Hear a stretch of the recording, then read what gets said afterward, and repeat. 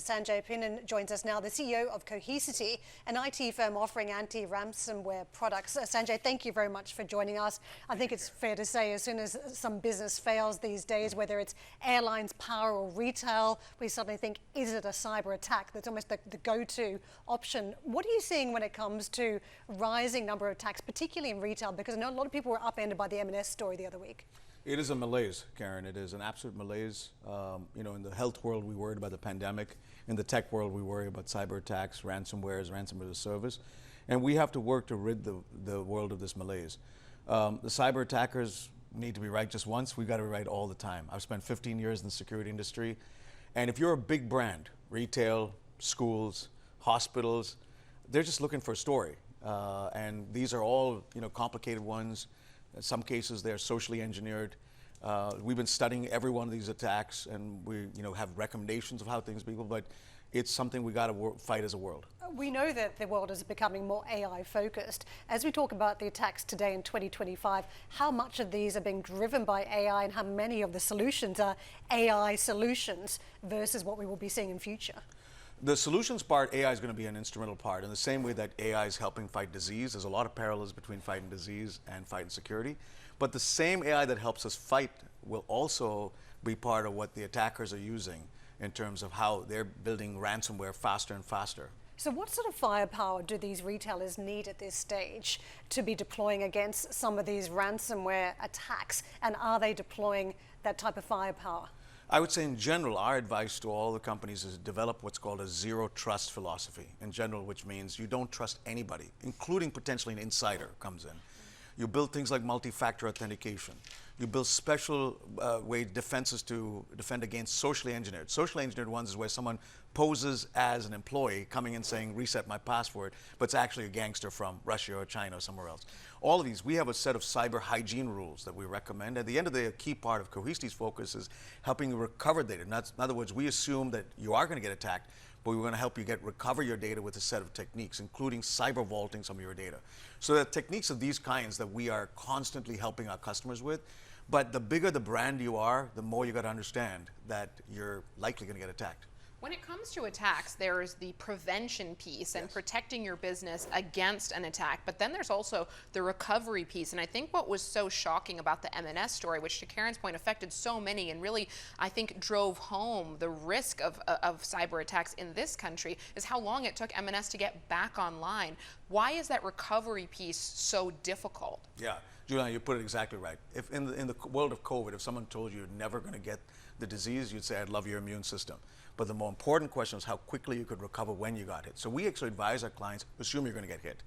And then you kind of have, on the data part of it, what's called a 1, 2, 3 policy. You kept your first copy close to where Cohesity is, your second copy in archive, and your third copy in a bunker that's isolated and air-gapped from your system. So we have techniques that help with recovery. And in many cases, we've got to advise our customers to ensure that their recovery time in terms of how quickly they can repave their applications back are done faster and faster. So all of these are ways by which we study them, and we go back to many of these customers in general across the world and advise them how they can make sure the recovery time the next time is even faster.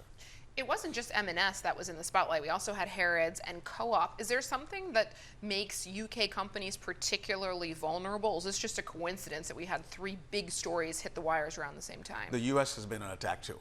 In fact, these appear to be somewhat similar to what we saw at MGM and some of the hotel chains in Las Vegas, Colonial Pipeline. I have a person on my board named Kevin Mandia, who's one of the best cyber fighters in the world. I talk to him about every attack.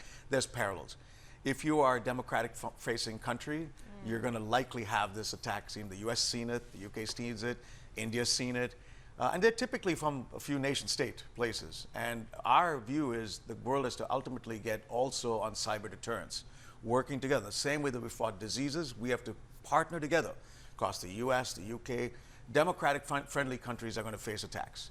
And we got to get good, just the same way we're fighting terrorists, we got to fight cyber terrorists. But Sanjay, that's making a huge assumption that these are state-sponsored attackers. And as you know better than I do, that I can think of, off the top of my head, 4 main reasons why people would attack you. And there's probably a dozen, but let's go for 4.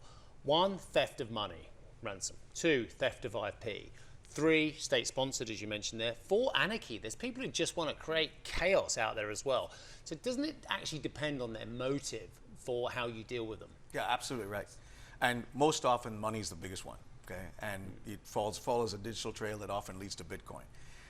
So it could be that there are local gangs, it could be stuff, but we found the majority of them, most recently, the ones we've done, have some nation-state connection to them. It's not to say the others couldn't be there. But most often there's a monetary. In some cases, they're also just trying to get a headline in the newspapers that these large organizations, who sometimes may have their defenses down, gotten attacked.